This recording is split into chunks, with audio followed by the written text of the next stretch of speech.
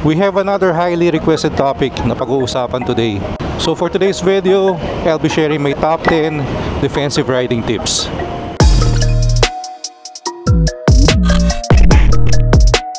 Pero before anything else, Happy New Year pala sa lahat na nanonood sa atin ngayon. First ride natin is 2025. And gusto ko rin pala munang pasalamatan din yung mga nanood ng Japan travel vlog natin. So maraming salamat sa mga chinaga yung 2 parts. So sa mga hindi nakakalam, we had a 10-day Japan trip. So hinati ko sa 2 parts yung vlog kasi masyado mahaba. Bali days 1 to 5 yung Osaka vlog. And then days 6 to 10 naman yung Tokyo vlog. So sa mga hindi pa nakakapanood, please check it out. Baka sakali magustuhan nyo. So going back to the topic. So ano nga ba itong tinatawag na defensive riding? So ito yung manner of riding na ina-anticipate mo lahat ng possible na road hazard, risk when riding on the road. So tara, punta na agad tayo sa number 1 tip. Ito yung always check your motorcycle before riding. So bago ka umalis, you need to check okay ba yung tire pressure, meron ba akong gas. So pretty much in good riding condition ba yung motorcycle mo. It doesn't matter kasi kahit gaano ka safe na rider, pag yung motor mo is not in good running condition, napaka-risky pa din yan. And going sa number 2 tip natin, wear proper riding gear. So ang minimum ko ngayon, at least helmet and gloves. Pero nung beginner rider ako, hindi nyo makikita nag-ride na hindi na complete gear. Ito, riding jacket, riding pants, riding shoes. Kasi pag naka-riding jacket ka, may mga protective pads din yan eh. Meron sa shoulder, sa elbow, tapos sa riding pants naman usually meron sa tuhod, tsaka sa hips. Yan yung mga proper riding gear, jacket and pants. Iba rin yung material na gamit sa kanila na in the event na mag-slide ka, wag naman sana, hindi basta-basta na pupunit yung material. Kasi if you're wearing regular jeans lang or shirt, walang abrasion resistance yan eh. So meaning to say, pag slide mo dyan, punit din kaagad dyan. So syempre, balat mo na rin kaagad yung magko-contact sa kalsada. Pero nung bago ko sa pagmumotor, ang unang-una kong biniling riding gear, yung riding boots, ito. Kasi napaka-vulnerable din ng paa natin. Siyempre yan ang tumutukod sa motor. Yung pag tumumba yung motor, pwedeng yan ang mabagsakan, di ba? Lalo na sa Z900 natin, napakabigat nun. Kaya never kong ginamit yun na hindi ako naka-riding boots.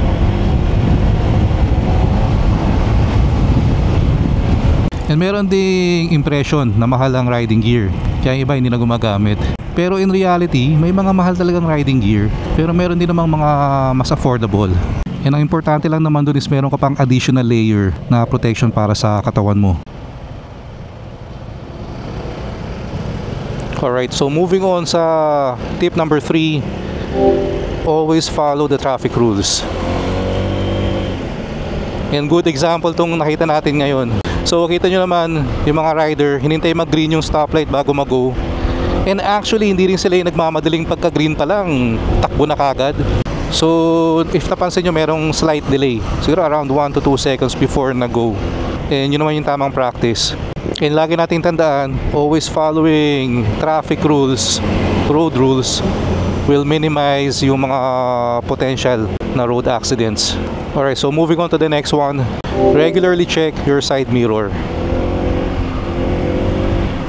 Alam ko iba sa atin, nag-check lang ng side mirror pag liliko, anytime na nakaturn yung handlebar or mag-overtake. Pero kasi nasanay na ako na i-check my side mirror around every 8 to 10 seconds. And the reason for that is bottom line praning ako eh. So gusto kong tinitingnan lagi yung likod ko.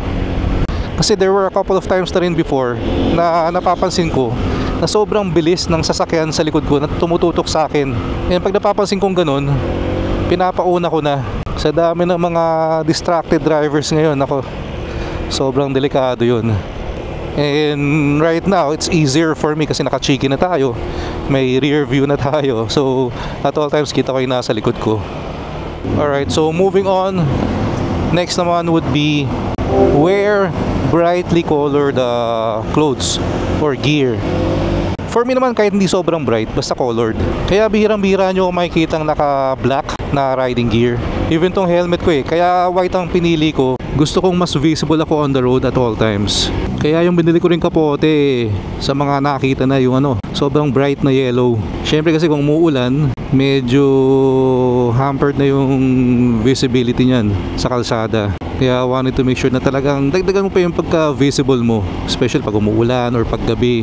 And speaking of gabi, much better kung reflectorized yung motorcycle gear nyo. Di ba nga sa ibang lugar sa atin required na rin naka-reflectorized na vest pag nagre-ride between I think 6 p.m. to 6 a.m. on some parts sa bandang norte. So when you're riding, good practice talaga na itrato mo yung sarili mo na invisible sa kalsada. Isipin mo, hindi ka nakikita ng mga kasabayan mong kotse and motor. Kasi once you become overconfident na, hey, nakikita naman ako niyan, doon na nag-uumpisa ang mga problema, mga aksidente. So part of that, yung making yourself visible, utilize yung pag-flash mo ng headlight, paggabi, or kahit naman daytime. And also, properly use your turn signals. Huwag tayo yung liko muna bago turn signal, di ba? May mga ganun eh. So dapat, even before ka lumiko, turn signal na. Kung gusto pang dagdagan, pwede ka mag-ano din, hand signal. Alright, so next naman natin is to maintain a safe riding distance. If you check online, maraming rules yan. Merong 2-second rule. Meron pang ako napanood, 12-second rule. Pero for me, you know your motorcycle better than anyone else. Alam mo yung braking distance yan. Just always keep in mind lang, the faster you're going, mas mahaba yung kakailanganing stopping distance niyan. Kaya yun yung kailangan yung distance lagi between you and the vehicle in front of you. So bottom line, wag lang kayong tututok. So sunod naman natin is ito, very basic. Always look left and right when crossing the road. Diba? Kahit sa bata tinuturo yan. Tingin ka left and right bago tumawid. Pero for motorcycles kasi, pansin ko may isang nane-neglect minsan. For example, kakaliwa ako dito, diba?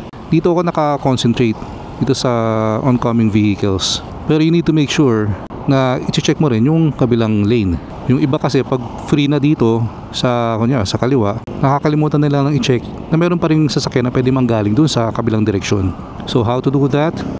When cross ka na, do a simple shoulder check. Make sure lang na clear yung path mo. That simple. Pero again, yung mga maliliit na bagay na ganoon, yun yung critical sa defensive riding. So next tip is acknowledge the risks. Pag naglo-long ride ako tapos dumadaan sa bayan-bayan, doon ako pinaka-praning.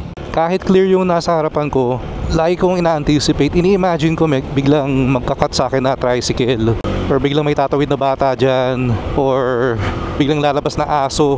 Kasi yun yung reality. Yun ang nangyayari talaga eh. And once you're anticipating those things, mas nagiging aware ka, mas nagiging alert ka. Kaya in the event that that happens, mas mabilis yung reaction time mo. And at the same time, if you are acknowledging the risks, hindi ka rin sasagad talaga sa mga lugar na alam mong alanganin. Kaya ang dami ko na rin nakita sa bayan-bayan, ang takbuhan 140 pataas. Parang ako na natatakot for them Tumakbo ka nga ng around 80 sa bayan-bayan, parang ang bilis na rin sobre. Alright, so moving to the next one. Do not treat the public road as your personal racetrack. So related na rin yun sa previous one. So always keep in mind, the faster you go, the shorter the exposure time is with your fellow motorists. So pag mabilis ang takbo mo, mas hindi ka nakikita ng mga kotse na kasabayan mo, mas umiiksi rin yung reaction time nila. And at the same time, pag mas mabilis ang takbo mo, again, mas mahaba yung kakailanganin mong stopping distance. Kasi being a defensive rider, hindi lang yung sarili mo ang ina-account mo Kasi sabihin na natin mabilis yung reaction time mo as a rider. Pero you cannot say the same naman for everyone na kasabay mo sa kalsada. What if yung nakasabay mo napakabagal ng reaction time? So that's what defensive riding is all about. Talagang kumbaga anticipating the worst. And last but not the least, do not ride beyond your skill level. Kasi sabi ko na sa inyo, lalo na sa mga beginner rider, syempre sa umpisa solo ride ka pa muna habang nagpa-practice. Pero once mag-start ka ng sumama sa mga group ride, nako, napakasaya. Pero syempre, understandably, hindi mo maiiwasan yung mga may bumabakbak. Kasi eventually, babakbakan na rin naman talaga Pero kung baguhan ka, have the discipline, the self-control na wag mong piliting sumabay. Kung hindi ka pa comfortable sa speed na ginagawa nila, doon ka lang sa sa own pace mo. Kung takot ka namang maiwanan or maligaw, you don't have to worry because I'm sure may smartphone ka naman, may Waze, or anytime pwede kang magtanong. So end of the day, mas importante yung safety mo kaysa piliting sumabay sa mga ka-group ride mo. So lagi mo maririnig to, ride your own pace. Alright, so since nandito na naman tayo sa Motor Ace, tayo na rin natin bumisita sa mga friends natin.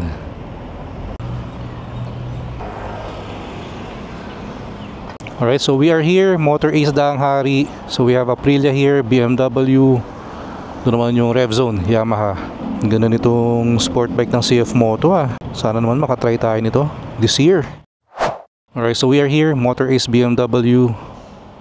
Ayan. Happy New Year everyone! So pretty much same lineup pa rin naman for this year. Ito pa rin yung latest 1300 GSA. Sirs, Happy New Year!